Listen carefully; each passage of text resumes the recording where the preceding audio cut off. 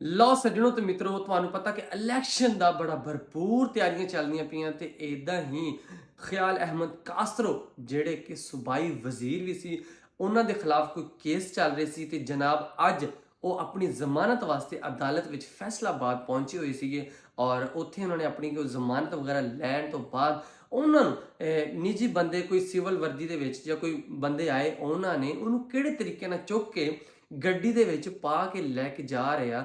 ਜ਼ਰਾ ਇਹ ਤੁਸੀਂ ਦੇਖੋ ਕਿ ਯਾਰ ਸੂਬਾਈ ਵਜ਼ੀਰ ਸੀ, ਉਹਨੂੰ ਫੜਨ ਦਾ ਤਰੀਕਾਕਾਰ ਕੀ ਆ, ਉਹਨੂੰ ਚੁੱਕਣ ਦਾ ਤਰੀਕਾਕਾਰ ਕੀ ਆ। ਯਾਰ ਦੇਖੋ ਨਾ, ਜਿਸ ਤਰ੍ਹਾਂ ਕਿ ਮਤਲਬ ਇੱਕ ਕੋਈ ਬੱਚੇ ਨੂੰ ਚੁੱਕ ਕੇ ਸਿੱਟ ਰਹੇ ਹੁੰਦੇ ਜਾਂ ਗੱਡੀ 'ਚ ਪਾ ਰਹੇ ਹੁੰਦੇ ਜਾਂ ਕੀ ਤਰੀਕਾਕਾਰ ਆ। ਬਾਕੀ ਹਰ ਬੰਦੇ ਦਾ ਆਪਣਾ ਆਪਣਾ ਕੇਸ ਆ, ਠੀਕ ਆ, ਉਹ ਕਿਹੜੇ ਕੇਸ 'ਚ ਵੀ ਫੜਿਆਗਾ ਜੋ ਵੀ, ਉਹ ਮਾਮਲਾ ਅਲੱਗ ਆ।